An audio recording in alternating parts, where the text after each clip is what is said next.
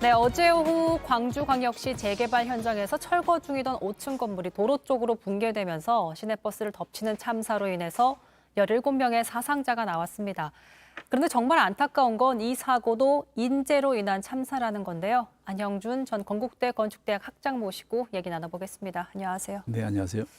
네, 영상을 좀 같이 보면서 얘기를 해봤으면 좋겠습니다. 그러니까 재개발 구역 5층 건물이 도로 쪽으로 붕괴되면서 앞쪽으로 확 무게가 쏠리면서 무너진 거죠. 네네. 이제 구체적으로 보시기에 가장 문제점이 뭐라고 좀 보시는지요? 저는 그 공사 현장 바깥에 있는 도로 네. 쪽에 있는 사람들의 안전이 대한 장치가 전혀 안 돼 있는 상태에서 붕괴 사고가 일어났기 때문에 많은 피해자가 발생된 걸로 생각합니다. 그러니까 여러 가지 문제점들이 드러나고 있지만 말씀하신 것처럼 안전장치가 제대로 그렇습니다. 설치되어 있지 않았다. 말씀하신 대로 뭐 가림막 얘기들이 계속해서 나오고 있습니다. 가림막은 네.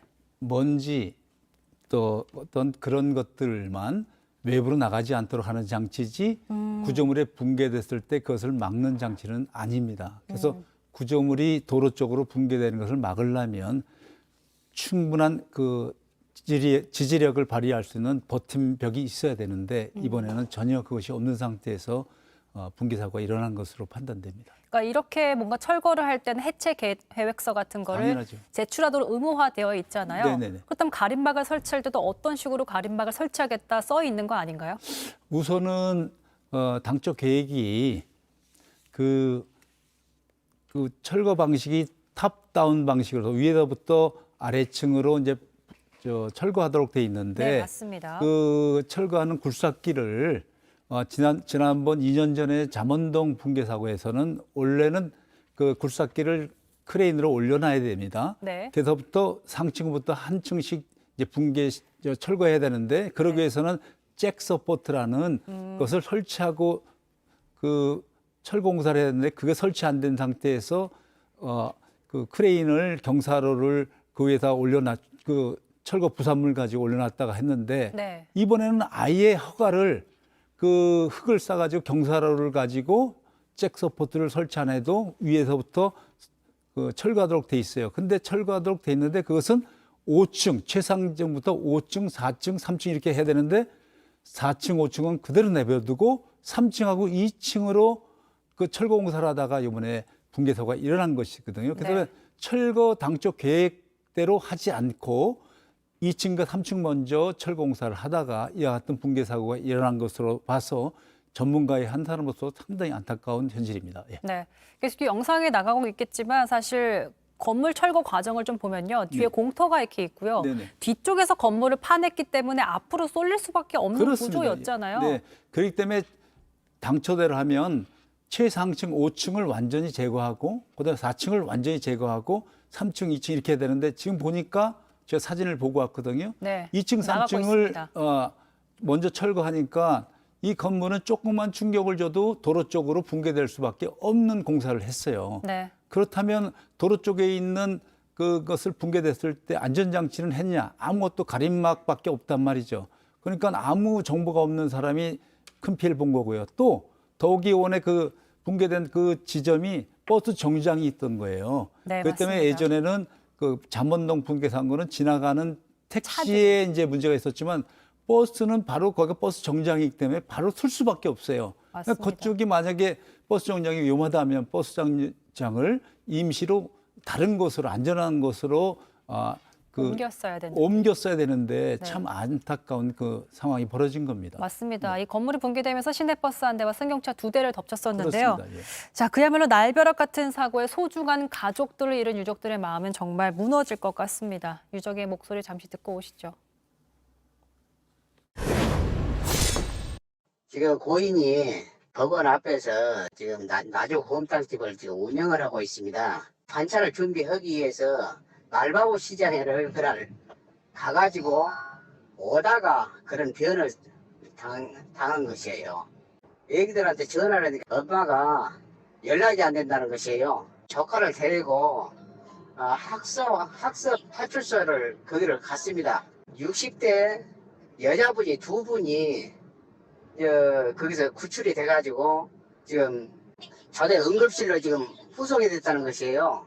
그래서 거기를 가다가 이제 다른 처형한테서 연락이 왔어요. 돌아가셔버렸다고. 가족들은 황당해버렸죠. 아, 가는 길에 전화를 들었더니 돌아가셨다는 게 드러나는 가족들의 얘기를 들었습니다.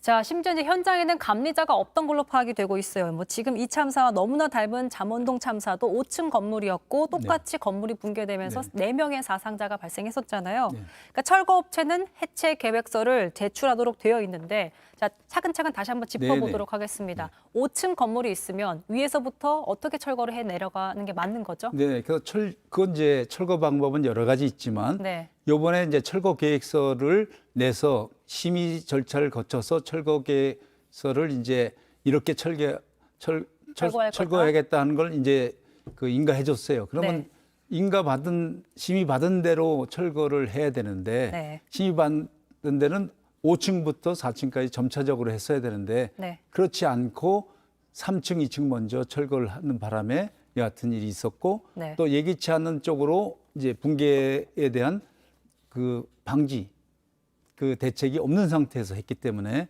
좀 많은 피해자들이 있었고요. 철거 공사에 작업하는 사람들은 붕괴 조짐을 보였기 때문에 다 대피해서 한 명의 피해도 없었어요. 맞습니다. 그러나 아무 정보가 없는 지나가는 사람들이라든지 차량에 그게 덮쳤기 때문에 만약에 신호수가 그 바깥에 일반 사람들의 피해를 줄이기 위해서 신호수가 있었고 한면 이와 같은 피해는 또 막을 수 있지 않았나 이런 생각을 해봅니다. 맞습니다. 왜 이런 일들은 벌어지고 나서야 막을 수 있었다 이런 얘기를 반복해야 하는지 참 안타까운 현실인데요.